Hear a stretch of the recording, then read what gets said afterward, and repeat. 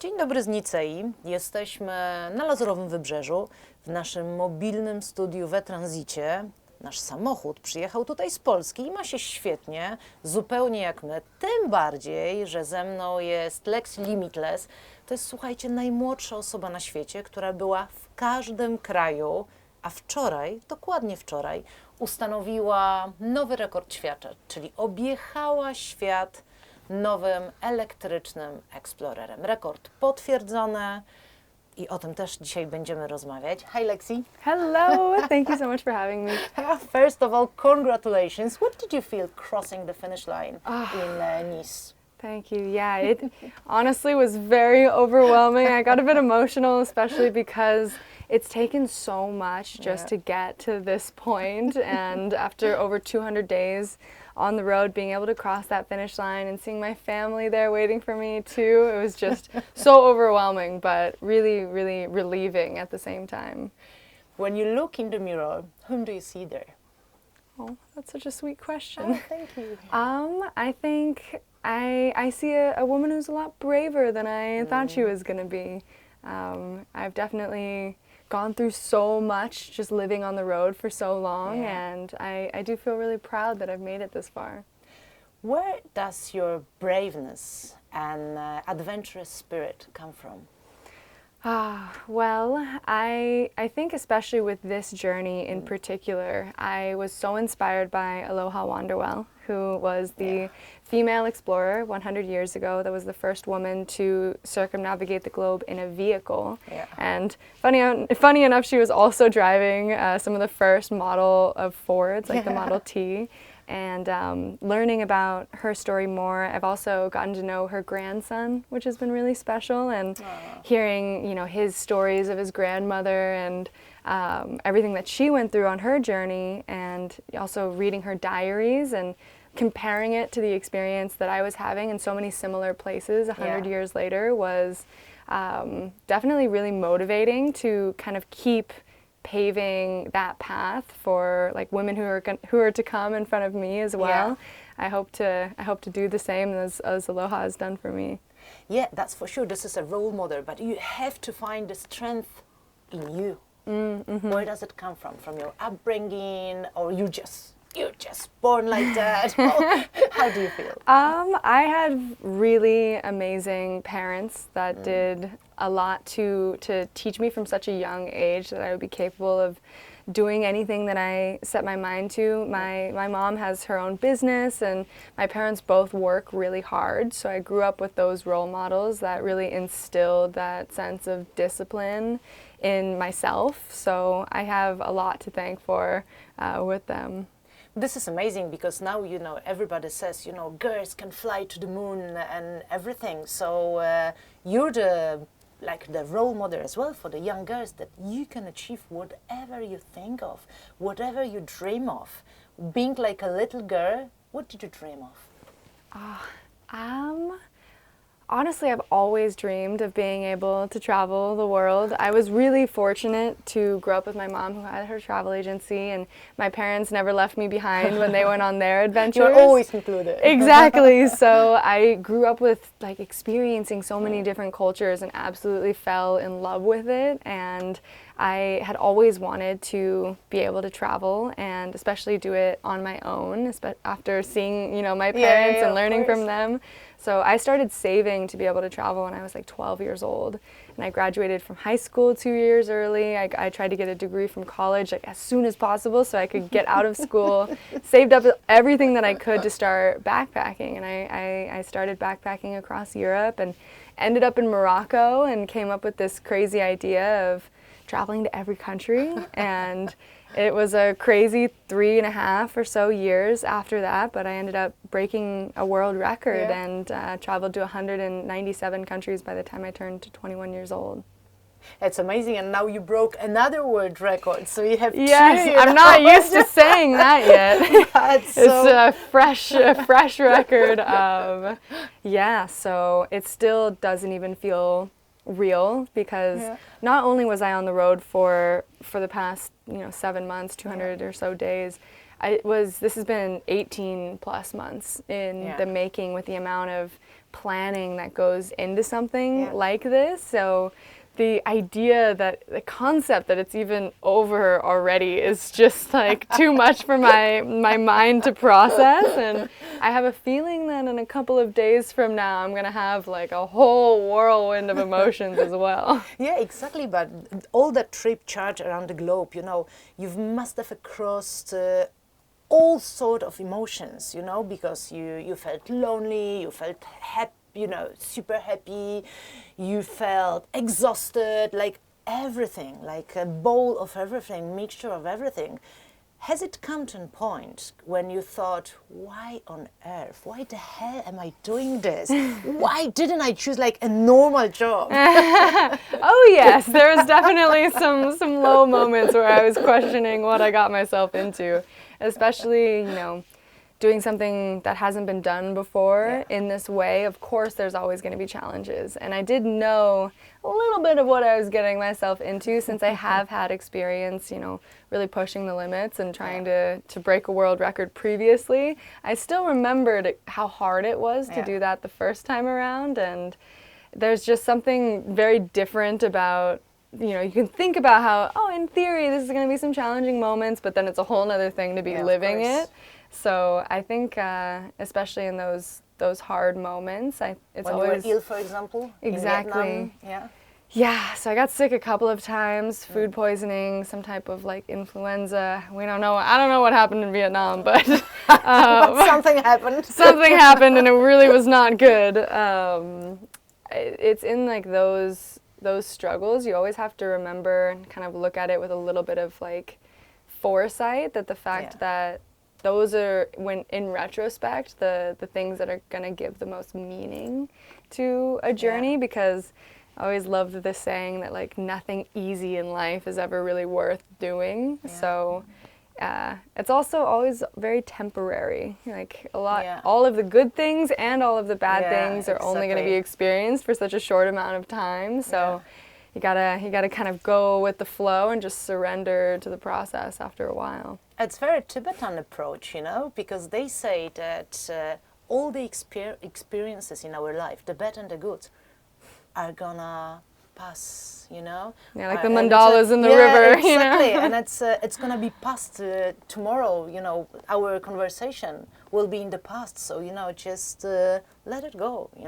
Just it's always a lesson. So what you're traveling teaches you.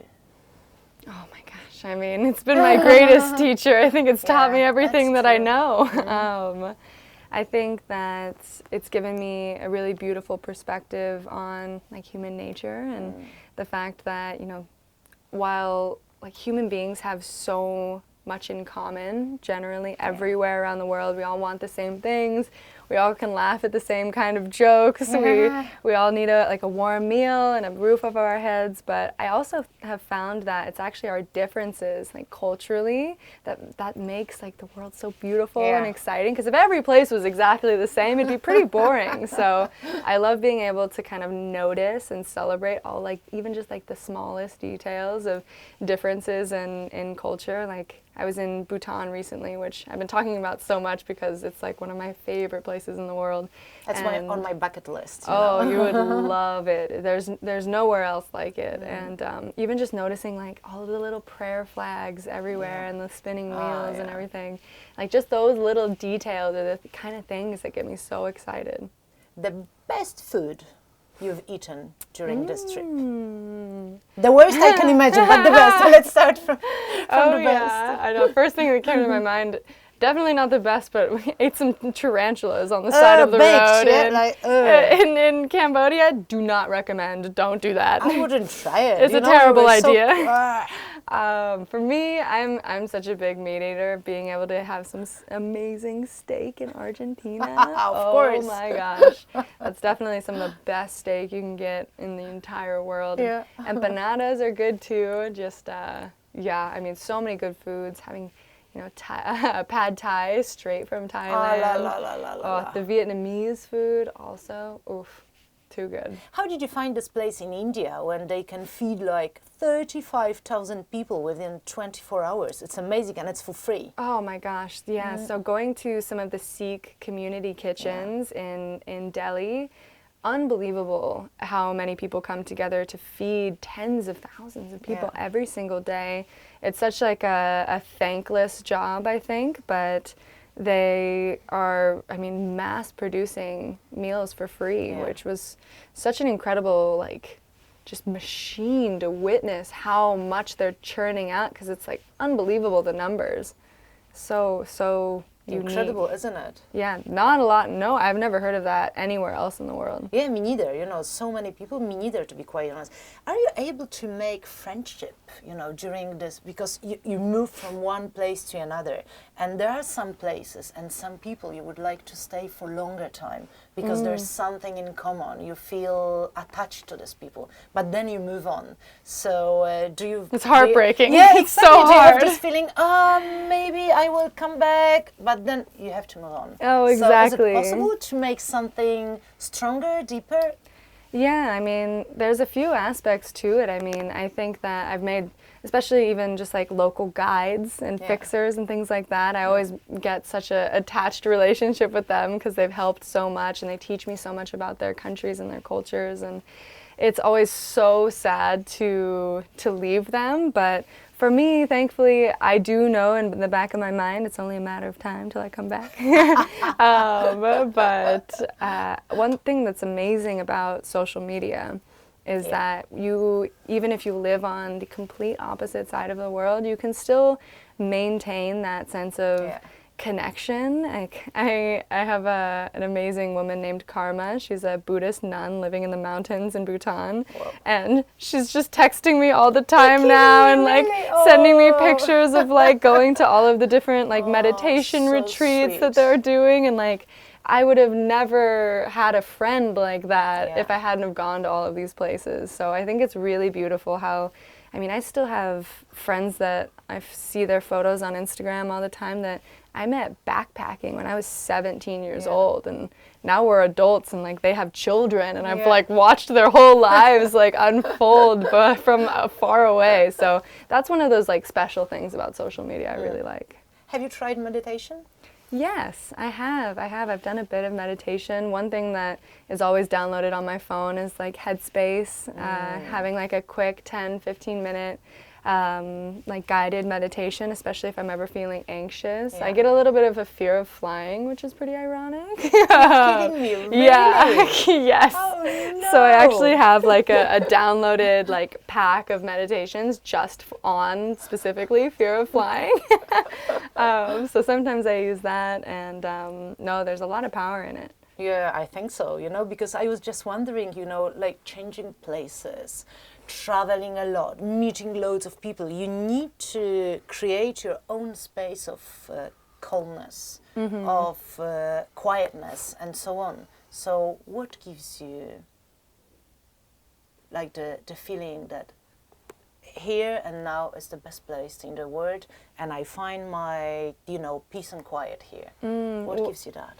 Well, I'm a Christian, so for me it's prayer and having like a relationship with God and having those kind of conversations is something that's kept me really grounded, I think, through a lot of like stressful or unpredictable times, and that's been like a huge key that's kind of kept me sane, honestly. That's been Help me! Yeah, exactly. What do I do? You know, so that's been the number one thing that's helped me the most. And talking about unpredicted things during your travel, there were many of them. Like, you know, like I know power cuts when you can't charge the. Look, it's not yours, but a different color, but it's still amazing. So, what did you do? What did you think? What was your approach? Because you had to move on, and then power cuts, or they're just not, chargers. There are no chargers. So what can you do? It's one of those kind of times where just you can never take no for an answer, and where there's a will, there's a way. So I never even let the thought enter my mind that any type of problem didn't have some kind of solution, even though it felt like it at times. So it's really just about continuing to push to try to find something that's going to work, because especially with EVs, it's not a matter of if it's possible, it's just how long it's going to take. Yeah, exactly. So worst case scenario, I could always find some kind of wall outlet to use. I even had a woman in like northern South Africa have unplug her washing machine and let me plug my car into her laundry room. So like little things like that. I mean, it took 45 hours, but it did charge eventually. So, and it's taught me a lot of patience, this trip. Have you always been like that? That you never took no as an answer? You were stubborn as a little girl and you said no. Oh yes, yes. I didn't like being told what to do. I really didn't like being in high school for that reason. Like not being able to like wear what I want or study what I wanted. It didn't feel like. I mean, I'm just always in pursuit of like maximum freedom. So I've set my life up in a way that I feel like as free as possible to go where I want, when I want, and make stories about the things that I want to cover myself. So that's always been a huge priority, and Aloha called it like a can-do spirit, which I really resonated amazing. with. So you take obstacles as a lesson, right? As an experience. You're not like, oh my God, the whole world is against me. You just have to cope with this. Yeah, I mean, one thing I always tell myself that does make me feel better in the moment is that this is going to be such a crazy story someday. It's true. So, because true. As much as everybody loves hearing about they were beautiful places, everything went amazing. Yeah, it's just the surface. People really want to know when you were going through the bad stuff. Like the bad stuff is where people are like, oh, and then what happened? So it all makes for a good story later. It just doesn't feel very good in the moment. Yeah, of course, but this is what's life about, know? It has like many colors, not only the surface, not only like the beautiful faces, it's like everything, and that's what makes life interesting and an amazing experience. It sounds like you've probably traveled quite a lot yourself. Yeah, I love, I started like you started as a small kid, and then I traveled a lot and I love it. And when I wrote a radio story about Atacama Desert, I've been there a couple of times, and I know it was super difficult to charge, the Explorer there. Not the best reviews, but beautiful though. It's amazing, isn't it? Mm-hmm.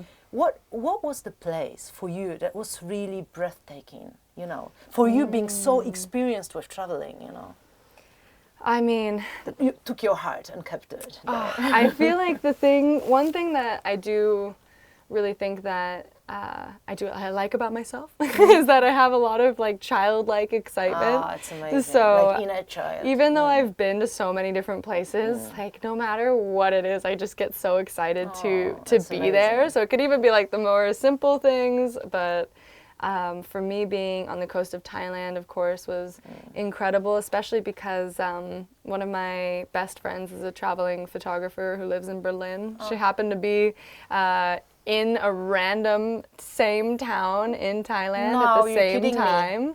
And it's called Surat Thani, like tiny little town that nobody's ever heard of. And just being able to like go out to the islands for a day and like explore and like be there with like good company. Because it's always all about like the people for me, I think is the best part of travel. The places are and viewpoints and everything is so fun and so beautiful, but it really comes down to like who you're with. And always. On this entire journey, 30,000 kilometers, I was with my my photographer, videographer, editor. His name's Lionel. We've been working together for 3 years, and it feels like we're like the same person now. Like we've been through like all the highs and the lows together, and it's those kind of experiences that like I know we're gonna be sitting back in like 50 years from now being like, do you remember when we did that crazy thing? Which is always the best. So what is friendship all about? I think that having like shared experiences is such like an important part of being a human, because I've done a lot of solo travel, probably like 50 or 60 countries alone, something like that. And I remember always seeing you know, like the craziest like coincidences would happen or something fun would work out and I'd end up going to a place and everything was just really amazing, but then I'd turn and then there wouldn't be anyone to be like, oh my gosh, is this really happening? Like there's no one you could share that with. Yeah. And that was also kind of a hard experience because it's good to learn how to be comfortable being alone and Of being course. like having like the confidence in yourself to be able to navigate any type of situation on your own is something that everybody should experience at least once in their life. But for me, being able to share that type of excitement and those memories that you can then look back on together is what it's all about. Because like our lives are meant to be shared, I think. Absolutely. You know, I have a friend and she always says that it doesn't matter what happens to us. It's important who is next to us, who is with us when it happens. Exactly. And it's so true, isn't it? It's so true. Yeah. Definitely. Do you think do you believe in coincidences, or you think it's maybe our fate, or maybe our strong will that leads us there, or maybe our intuition? It's not coincidence. Yeah, I don't necessarily believe in coincidence. No, I think things are meant, It's all meant to be. Yes, definitely. So.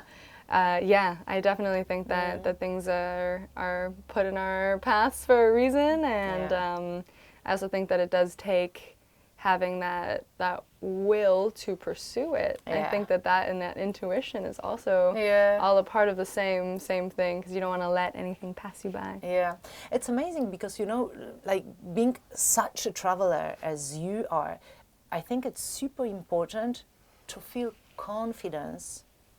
And to believe in yourself and to feel good with yourself. Otherwise, it wouldn't be possible, because people are afraid of loneliness. You know, they don't want to be with just themselves because they feel uncomfy. Have you always been like that, or you had to learn to feel comfy with yourself? It was definitely something that I had to learn, because it was very uncomfortable in the beginning. I definitely had like a strong fear of being on my own, like what if something would happen and I wouldn't know what to do in these different situations, but it's something that it almost feels like going to the gym for like your mind.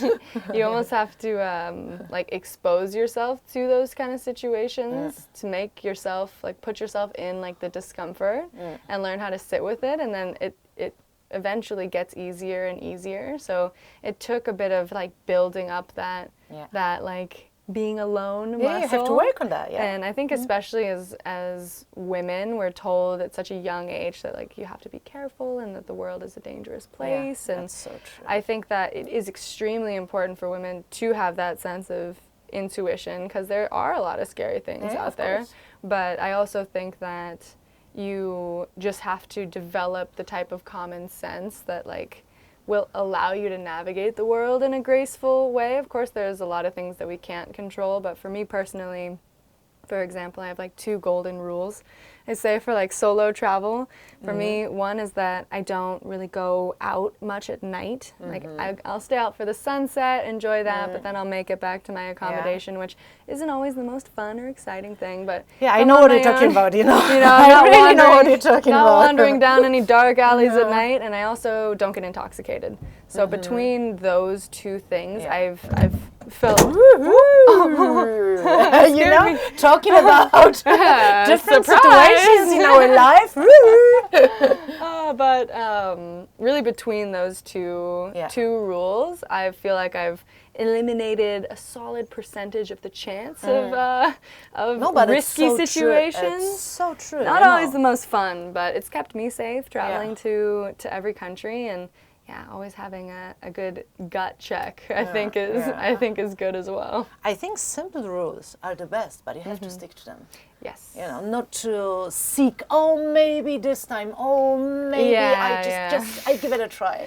Yeah, no, you gotta kind of keep like in control of your surroundings, or at least your awareness of your surroundings, I've found. But I love hearing stories about, you know, people who've seen my story and what I've done and have, you know, convinced their parents to let them go travel on their own, or things like that. Like that's what brings so much meaning, I feel, to like the stories that I want to share, and hopefully inspiring at least like one or two like young girls to like get out of their comfort zone and like see the world, because I really do feel like travel is like the best catalyst for personal growth, and you learn so much about yourself. You learn so much more compassion about the way that the world works and the people who live on like the other side of the world.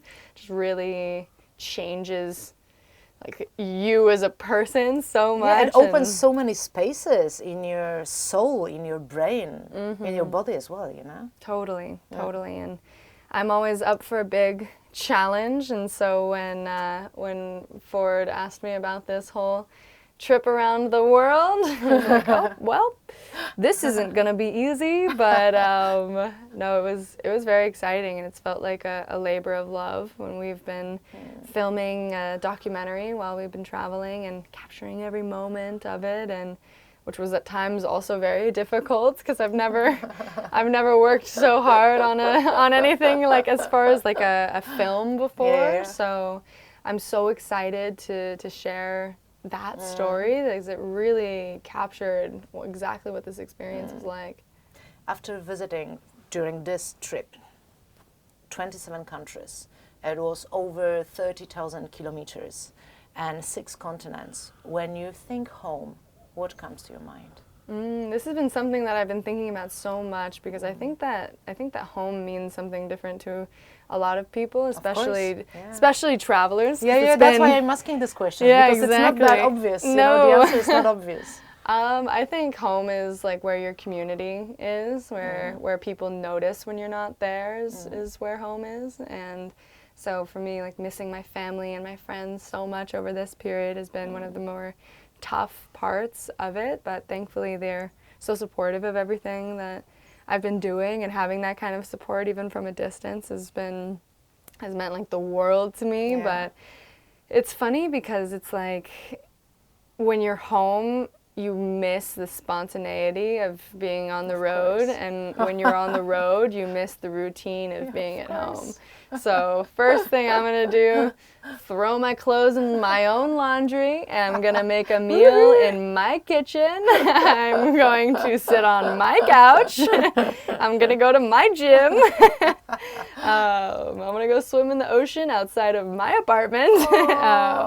So I'm really looking forward to getting a little bit of a healthy dose of reality at home soon. Back to normal, you know? Yes. But it's, I think normal it's is going to be like not normal for me Yeah, now. exactly, for you. Exactly. Who was the first person you wanted to hug after crossing the finish line in Nice? Definitely my mom. My mom has been like my #1 supporter through all of this, and since she was the one who really instilled that love of travel for me at such a young age, having her there. And I mean, my mom is like the only person on the planet that at any given point even knows where I am, you know?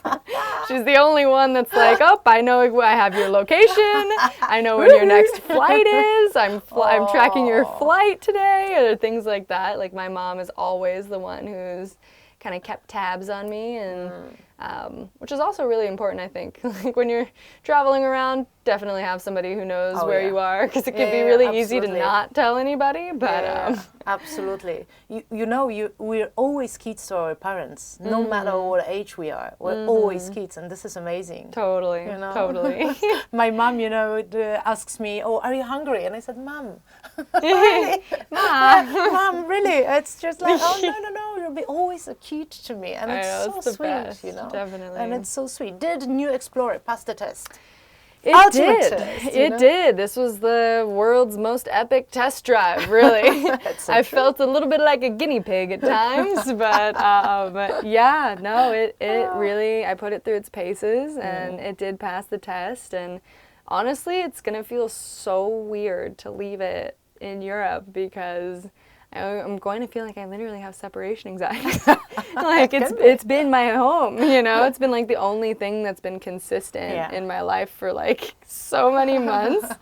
So the idea of not hopping in that car tomorrow and driving for 10 hours is like really bizarre. It's gonna take some adjustment to like get back to life outside of the Explorer. But I think, you know, for women, a car is always a second home. It's not just a, you know, mean of transport. It's just like second home. Don't you have this feeling? Oh, definitely, definitely. It's definitely been my home, and I mean, had to throw all of my empty coffee cups out of it and everything to get ready to cross the finish line. So it's all cleaned out already, and it's like I moved out. Changing apartments. Exactly. So no, it's been such an honor and a privilege to be able to do this trip, and especially to do it with Ford has been so special. My mom's family has worked in Detroit for 40 years now, and having them like watch this has been so fun, like seeing their reactions. And the Ford family is also so special. Like I've had like the ability to meet so many different people around the world, from like the Greece team, the Argentina team, the Detroit team, the UK team, and there's just something so different about like the community that this company has built. I've never seen anything like how genuinely happy everyone that I met and excited they were about this project. So it's been so cool knowing that, you know, even all of like the engineers that I met who built this car, who worked on developing this car for years, were following along on like Instagram, watching me like test out their car. It's been so sweet. It's like such a full circle thing to have been involved with it, really, since like the ground level, going to the design center and seeing it get built. Really, like they showed me the clay moldings of this car as they were building like the pre-production vehicles. So it feels like I'm so invested in this process. I think challenging life, it's in your DNA. So now I guess you need a rest, you need like a balance, you need like your apartment and everything. But I think you will come to a point where you think of another challenge. Oh yeah, I'm trying not to rush the process there, which is good. I think there's so much like expectation to, you know, if you've done something, you gotta like always do the next like bigger and better thing. For me, I'm just trying to enjoy every second of this, because it's been a journey and a half to get here, and I just want to take some time to like reflect. I've been writing a lot about these experiences that I've had traveling, and I hope to put a book together about it, and that's enough of a goal for me. And I'm sure it's just a matter of time until the next thing finds me. But in the meantime, I need to sleep for like a long time. So have a nice sleep. I keep your fingers crossed, my fingers crossed, for all your dreams. So whatever will come, you know, whatever challenge, I'm sure you will go for it. But for now, just have a nice Thank you so sleep, much. Go back home, enjoy life, Yes. and enjoy simple things, because I think that's what makes us happy, to enjoy and to appreciate simple things, like talk to your mom, nice coffee, meeting your friends. Time to blow the dust off of my bed, and I can finally sleep in it again. Thank you so much. Thank you so much, and really congratulations. And I, because your adventurous spirit is absolutely amazing. Thank you so much. Yay! Thank you. Nice. That was great. Thank you. Perfect.